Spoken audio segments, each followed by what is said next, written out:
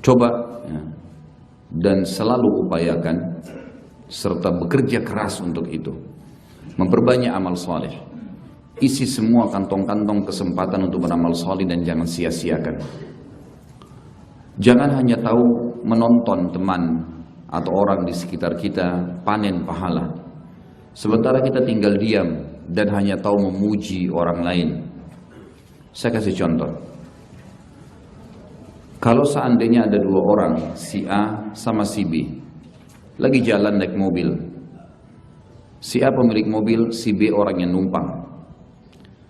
Pas lampu merah berhenti, ada seorang fakir ketuk jendela mobil. Si A pemilik mobil menurunkan kacanya lalu mengeluarkan uang 10.000 atau 50.000 rupiah. Kira-kira kalau antum berada di posisi si B, apa yang antum lakukan? Hah? Kok diam semua ini? Kira-kira kalau antum di posisi si B, apa yang antum lakukan? Umumnya nggak masalah, jangan takut salah. Saya nggak siapin cambuk. Hah? Banyak orang melongo. Banyak orang mengatakan, ya sudah, kamu sudah kasih, ya sudah. Betul begitu? Baik. Tahu nggak kita teman-teman sekalian, pada saat kita di posisi B, hanya tahu memuji teman kita yang membantu, atau merasa cukup karena teman kita sudah bantu, kita sedang tonton dia untuk masuk surga. Sementara kita nggak masuk surga. Bagaimana bisa coba? Orang meramaikan buku amalnya dengan amal soleh, kita cuma tonton saja. Banyak orang bangga dengan amalnya orang lain. Ibu saya itu setiap habis sholat subuh baca Quran. Itu ibumu. Kamu bagaimana? Hah? Banyak orang begitu. Ayah saya itu dulu semua keluarga dibantu. Benar, ayahmu sudah aman. Kamu? Kita bangga dengan amalnya orang lain. Teman-teman saya semuanya hafal Quran. Kamu? Tidak pernah bertanya tentang dirinya sendiri. Kita kebanyakan teman-teman tonton saja. Bangga dengan amalnya orang lain. Apa pepatah bahasa Arab mengatakan? Laisal fata man yaqulu kana abi kada wa kada. Bukan seorang anak muda yang cerdas yang berkata dulu ayah saya begini dan begitu. Ayahku itu kiai loh, punya pesantren, muridnya sekian banyak. Iya, kamu. Dia sudah aman. Allah titipkan di pundak setiap orang di antara kita malaikat yang tidak pernah luput apapun. Semua dicatat. Kita selalu gitu, tonton, melihat, bangga dengan amal orang lain. Lalu pepatah ini mengatakan walakinnal fata man yaqulu ha ana dza. Tapi anak muda yang cerdas yang berkata pada dirinya dan Tuhannya Allah, ini loh saya. Apa yang kita kerjakan? Ada kaidah penting dalam masalah amal soleh teman-teman. Karena kita bicara masalah mahsyar, akan dibangkitkan, akan ada timbangan amal dan seterusnya. Maka coba fahamin, ada sebuah kaidah sederhana para ulama simpulkan, bunyinya begini. Setiap muslim, masuk berarti muslimah, setiap muslim wajib mendahulukan dirinya dalam amal saleh dari siapapun. Saya pernah dicondet di dekat rumah saya. Pas masuk masjid iqamah, saya lihat di saf pertama ada 3 tempat kosong. Kemudian saya mempercepat sedikit langkah saya, bukan buru-buru, tapi tadinya saya jalan santai, sekarang saya sedikit percepat supaya dapat saf pertama. Ada tetangga saya, seorang bapak-bapak, ya, melihat saya agak cepat sedikit, dia mengatakan silakan Pak. Saya disuruh masuk di saf pertama, saya pun masuk. Lalu si bapak itu sholat di saf kedua. Kira-kira perilaku dia ngalah buat saya benar gak nih? 2 persin. Ada yang bilang benar, ada yang bilang salah. Hah? Salah. Mestinya yang dia lakukan apa? Dia masuk dulu di saf pertama. Kalau masih ada lowong, kasih temannya. Itu benar. Dia buat dulu, baru aja orang lain. Harusnya begitu. Ada banyak sekali orang berperilaku seperti ini. Menunda-nunda amalnya atau bahkan berbangga dengan amal orang lain, teman-teman. Nggak ada manfaatnya buat dia. Saya kasih contoh yang lain. Kalau antum sudah umroh tahun lalu, tahun ini terkumpul duit cukup untuk umroh lagi. Ada saudara kandung kita, adik atau kakak kita belum pernah umroh. Mana lebih afdal? Saya umroh lagi atau saya umrohin saudara saya? Dua kubu lagi. Ini penyakitnya umat Islam, selalu kaulain. Dua pendapat semua. Kira-kira mana? Saya mau tanya guru saya. Kev. Dahulukan orang lain. Disepakati itu ya? Salah. Harus dia umroh dulu. Kenapa? Pertanyaan pertama, apakah umroh tahun lalu sudah ada jaminan diterima? Yang kedua, yang sedang punya duit dia atau saudaranya? Berarti yang punya kena kewajiban ibadah siapa? Bagaimana bisa dia berikan umroh saudaranya, dia nggak umroh? Dia tonton orang itu ibadah, dia sendiri nggak? Yang benar, dia umroh lagi, ada lebih rezeki, ikutkan saudaranya. Nah itu betul. Harusnya begitu. Ini sebenarnya peluang-peluang ibadah yang banyak orang sia-siakan. Dia tidak ikutkan dirinya di ibadah-ibadah itu, padahal sebenarnya dia lebih membutuhkan. Tahu nggak teman-teman sekalian, kenapa setiap kali mau makan baca doa, setiap mau tidur baca doa, setiap mau keluar rumah baca doa. Hampir semua aktivitas keseharian kita diulangin selalu. Bismillahirrahmanirrahim, la haula wa la quwata illa billah pada saat keluar. Bismillah pada saat makan. Bismillahirrahmanirrahim ahya wa amut pada saat mau tidur, dan seterusnya. Doa-doa semua. Kenapa kita nggak baca sekali aja seumur hidup? Ada yang punya jawaban? Hah? Semua sebanyak ini gak ada punya jawaban? Masya Allah. Karena buku amal kita setiap hari ada lembarannya. Amal antum yang kemarin udah dicatat kemarin itu. Hari ini, besok, dan seterusnya. Makanya terulang terus. Allah hubungkan itu dengan kegiatan kita sehari-hari karena memang kita butuh dengan tambahan amal. Oleh karena itu teman-teman, jangan pernah cukupkan diri dengan oh saya sudah pernah lakukan, oh saya sudah pernah begini.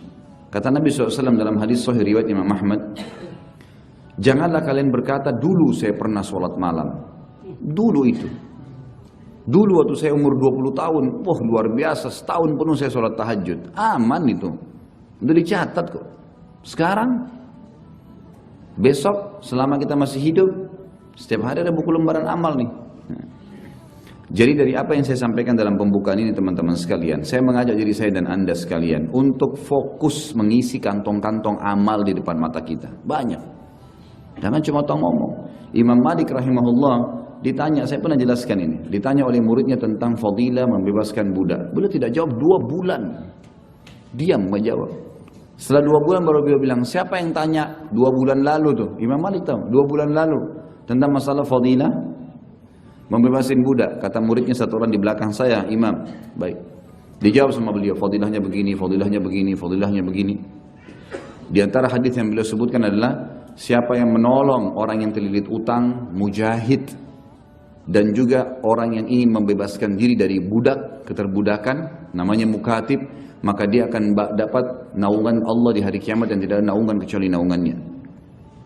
Setelah selesai, kata muridnya, wahai Imam, kenapa 2 bulan anda baru jawab? Kata Imam Malik, selama 2 bulan saya kumpulin duit dulu. Kemudian saya beli budak, saya bebasin, baru saya suruh kamu. Kerjain dulu. Kabura maqtan indallah yang taqulu ma la taf'alun. Berat di sisi Allah, kamu cuma mengucapin tidak mencontohkannya. Harus diamalkan. Jadi kalau nanti semobil sama teman, ada fakir miskin lewat, rebut sebanyak mungkin pahala. Udah tahu nih akan ketuk pintu kaca, tuh orang miskin tuh kita bantu yuk. Sudah ada pahala amar ma'rufnya. Dia buka jendela kasih sedekah, kita juga kasih sedekah. Kalau udah duluan ini titip ya, kasih. Mungkin dia kasih, kita dapat bagi pahala sedekah kita dan pahala sedekah dia. Daripada ya sudah, kamu udah kasih sudahlah. Terus menerus tonton orang berbuat baik, nggak ada gunanya. Kadang-kadang ada ikhwah gitu, pergi pengajian. Seringkali diingatkan sama temannya, hari Selasa ada taklim tuh di Al-Fatah. Dia bergantung sama temannya, tunggu diingatkan. Kalau temannya lupa ingatkan, kenapa ente nggak ingatin? Gitu. Jadi dia menggantungkan temannya supaya panen pahala. Kenapa bukan dibalik, antum yang undang dia? Bergantung, sudah gitu dia tidak datang menjadi salahin lagi temannya. Kenapa ente nggak hubungin anak? Gitu. Ini dalam bahasa Arab dikatakan akhashafan wa su'akila. Jadi orang Arab dulu punya sebuah pepatah, kalau ada penjual kurma, dia taruh di depan kurmanya bagus, di dalam kurmanya buruk. Pada saat dibungkusin orang, kurma yang buruk nih yang kering dikasih orang, kemudian pada saat ditimbang, timbangannya kurang lagi, jadi dua keburukan. Udah menipu kurmanya nggak bagus, tambah lagi timbangannya kurang. Maka keluarlah pepatah bahasa Arab, akhashafan, apakah sudah kurma kering, wasu'akila, tambah lagi dengan timbangan yang buruk. Ini tadi sudah tidak hadir di majelis ilmu, salahin lagi temannya. Gitu. Kadang-kadang orang gitu, temannya sudah sedekah, kok cuma 10.000, kesian tuh. Loh dia keluarin. Ini apa istilahnya nih? Goblok ya. Alhamdulillah tidak tersinggung siapapun karena saya tidak sebut nama ya. Tapi kalau antum ingat Ustaz Khalid bilang goblok nih, akhirnya tidak mau lagi kalau tidak nyumbang. Harusnya begitu. Baik, berbicara masalah hari kiamat teman-teman sekalian, penentuan tentang apapun di hari kiamat itu ada di sekarang, di tangan antum sekarang. Mumpung kita masih hidup, ini penentuannya sekarang. Dan tidak bisa lagi, sulit untuk diperbaikin nih. Semua yang kita lakukan di sini kita akan panen di sana. Maka maksimalkan apa yang akan kita panen ini. Tapi teman-teman sekalian perlu saya tekankan satu hal. Kalau ada pertanyaan, saya pernah tulis sebuah artikel, judulnya, apakah Islam menyuruh Anda menjadi orang kaya? Artikel tanya jawab, tanda tanya, itu saya jawab dengan dalil yang cukup banyak, saya akan coba paparkan sebagian sekarang. Kalau ditanya apakah Islam menyuruh Anda menjadi orang kaya, maka jawaban sederhananya adalah iya. Islam menyuruh kita menjadi orang kaya, sukses, berhasil, sempurna di diri kita, rawat semuanya, sempurna dalam mencari pasangan, mencari pekerjaan, mencari makanan.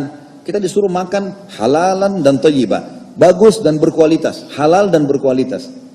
Kita boleh menikah dengan wanita atau laki-laki yang kita anggap sempurna secara agama dan fisik. Kita boleh memiliki kendaraan yang bagus, begitu pula dengan masalah harta ini. Jadi kita boleh teman-teman, sampai ulama berselisih pendapat tentang masalah mana lebih afdal. Hamba Allah yang kaya bersyukur dengan hamba Allah yang miskin bersabar. Ini panjang pendapat khilaf di antara ulama. Siapa yang lebih afdal di sisi Allah? Orang kaya yang bersyukur atau orang miskin yang bersabar? Setelah saya panjang lebar baca teman-teman, saya simpulkan ternyata ulama mengerucutkan kepada orang kaya yang bersyukur. Apa sebabnya? Lihat dalil-dalilnya. Yang pertama teman-teman sekalian, Allah menyebutkan ayat-ayat Al-Quran tentang ibadah jihad. Atau jihad ibadahnya luar biasa. Orang mati bisa masuk surga tanpa hisab, gitu kan? Allah selalu memulai tentang jihad bi amwalikum wa anfusikum. Berjihadlah dengan harta kalian dan jiwa kalian. Allah enggak mulai dengan jiwa baru harta. Bi amwalikum wa anfusikum, bi amwalikum wa anfusikum. Harta kalian, jiwa kalian. Nabi SAW kalau mau jihad dalam banyak hadis Bukhari Muslim, beliau mengatakan jihad, bersedekahlah. Paling pertama itu dulu. Beliau lalu buka kain besar, seluruh sahabat datang menyumbang. Baru dibentuk pasukan untuk fisik. Harta dulu disuruh kumpul. Jadi di sini teman-teman, poin ini jelas dalilnya kalau harta itu penting dalam agama Islam. Kita lebih dalam sebutkan dalil. Misal masjid ini lagi waktu sholat tiba waktu. Saya ngajak seorang teman, ayo akhi, kita sholat yuk di masjid itu. Sholat duhur misalnya. Baiklah, teman saya mengatakan, iya, saya ikut insya Allah. Kita sama-sama masuk masjid. Waktu sholat di masjid, ini contoh saja perumpamaan, saya mendapat pahala 10 misalnya Allah kasih karena saya sholat. Teman saya dapat 10 karena dia juga sholat. Tapi karena saya ajak dia, saya dikasih pahala ekstra sama Allah 10 seperti pahala dia. Sebagaimana sabda Nabi SAW, man dalla ala khairin, kana lahu mithlu ajri fa'ilihi min gharin yanqus min ajri fa'ilihi syai'a. Siapa yang menunjukkan pada kebaikan, dia akan dapat pahala pelaku kebaikan itu, tanpa dikurangi sedikit pun dari pahala pelaku itu. Jadi dia dapat 10, saya dapat 10, tapi karena saya ajak dia, saya dikasih 10 oleh Allah. Kan gitu. Sama semua ibadah begitu. Kita jadi penyebab orang lain mengerjakan, kita akan dapat pahala. Ini majelis ilmu misalnya, teman-teman ada yang memang sibuk dari kemarin, sebarin kasih teman-temannya, terus datang semua 10 orang, 20 orang, dia panen pahalanya, dia dapat pahala, dia juga dapat pahalanya mereka, tanpa mengurangi pahala mereka. Baik, kita kembali ke kasus sholat tadi. Saya sudah dapat pahala, teman saya dapat pahala ekstra karena saya mengajak dia. Sadar atau tidak sadar teman-teman, saya sama teman saya telah dipanen pahalanya oleh imam, karena imam dapat pahala makmumnya. Sadar atau tidak sadar teman-teman sekalian, hukum syar'i muadzin panen pahala satu masjid karena dia yang memanggil, gitu kan? Dan ada orang yang lebih hebat lagi teman-teman sekalian, orang yang menyumbang dengan hartanya bangun masjid karena semuanya dia panen pahalanya. Mau saya, mau teman saya, mau imam, mau azin, karena dia menyumbang dia dapat. Dengan apa ini? Dengan harta teman-teman sekalian, dengan harta, gitu kan? Dan perlu kita tahu teman-teman sekalian, potensi yang Allah berikan kepada kita sama loh. Waktu kita sama 24 jam, mata kita sama 2, hidung kita 1. Kalau orang-orang yang mampu itu misalnya berhasil, sukses, baik di pendidikannya, di ekonominya, kekayaannya, mungkin di rumah tangganya, mereka itu teman-teman sekalian sama. Kalau mereka punya waktu 27 jam, kita 24, mungkin mereka punya ekstra waktu. Ini enggak, waktunya sama. Ya, matanya juga 2 sama dengan kita, sama 2 kakinya. Cuma yang penting bagaimana kita memahami masalah itu. Bagaimana kita jadikan itu sebagai landasan. Ya. Abdurrahman ibn Auf radhiyallahu anhu, sahabat Nabi yang mulia, itu sampai pada saat dia menjadi berusaha di Mekah, di Madinah, mulai buka usaha, dia datang dengan pakaian di badan. Begitu dia tiba di Madinah, dia nggak ada duit sama sekali. Dipersaudarakan dengan Sa'ad radhiyallahu anhu, Sa'ad ibn Ubadah. Maka Sa'ad berkata, hai Abdurrahman, saya mencintai kau karena Allah, saya akan, istri saya 2, lihat salah satunya, yang kau cocok saya ceraikan, habis iddah kau boleh nikahi. Saya orang kaya di Madinah, setengah kebun kurma punya saya bagi 2 sama kamu, miliaran ini ambil saja langsung. Tiba-tiba bisa beristri, padahal dia asing di Madinah, tiba-tiba jadi orang kaya karena setengah kebun Madinah di Madinah dia punya dia. Tapi dia orang mulia, dia mengatakan tidak. Semoga Allah berkahi keluargamu dan hartamu. Enggak usah ceraikan istrimu, saya juga enggak mau hartamu. Tunjukkan saya di mana pasar. Mulailah Abdurrahman pergi ke pasar. Ini bagi teman-teman yang mengatakan, saya kan tidak punya modal Ustaz. Perhatikan Abdurrahman datang dari Mekah tidak punya modal. 0. Cuma modal di badan. Datang ke pasar Madinah, dia lihat di pasar. Apa sih yang paling banyak orang jual? Oh ternyata cangkul dan kebutuhan perkebunan. Karena di situ ada kebun kurma banyak. Dia datang kepada kios cangkul yang besar, dia bilang, bisa nggak saya Abdurrahman, pendatang dari Mekah, muhajir, dan orang-orang Madinah sudah tahu kalau mereka disuruh bantu oleh Nabi SAW, saya mau ambil beberapa cangkul jatuh tempo, besok saya bayar. Kata yang punya kios, silahkan ambil, berapa kau mau? Abdurrahman ambil beberapa cangkul, keliling di pasar tuh, bawa cangkul itu, keliling bawa cangkul gitu kan. Waktu dia keliling-keliling bawa cangkul, dilaku ternyata, dia bisa bayar hari itu. Besok lagi gitu. 1 bulan Abdurrahman sudah punya kios. 1 tahun teman-teman, Abdurrahman lihat ada beberapa lokasi di Madinah tidak ada pemiliknya. Padang pasir kosong. Maka Abdurrahman buat pasar. Jadi saya sudah jelaskan di serial Sahabat tentang bagaimana Abdurrahman tahapannya menjadi orang kaya. Dia buat pasar, dikasih gratis, siapa saja pedagang Madinah mau ambil di sini. Kalau ada yang mau menyumbang, silahkan, sedekah, silahkan. Dikumpulin sama Abdurrahman. Sampai teman-teman waktu dia meninggal, dia menjadi orang terkayanya Madinah pada saat itu, radhiyallahu anhu, dan gudangnya penuh dengan emas, saking banyaknya emasnya, sampai emas itu sudah melengket satu sama yang lain. Dan waktu mau dibagiin kepada ahli waris, termasuk istri dan anak-anaknya, radhiyallahu anhu ajmain, itu harus dikampak, dan yang menghantam dengan kampak, tangannya sampai memar-memar, karena banyaknya harta itu. Tapi Abdurrahman ibn Auf adalah pimpinan orang-orang zuhud di dunia, masyhur, gitu kan? Jadi jangan sampai kita salah paham dengan hal-hal seperti ini teman-teman. Judul kita, katakan iya untuk sukses adalah sempurnakan semaksimal mungkin yang kita bisa jangkau. Merawat diri kita, mendapatkan pendapatan, mencari pasangan, titel pendidikan, ya, pasangan, ya, ibadah, semua harus yang terbaik.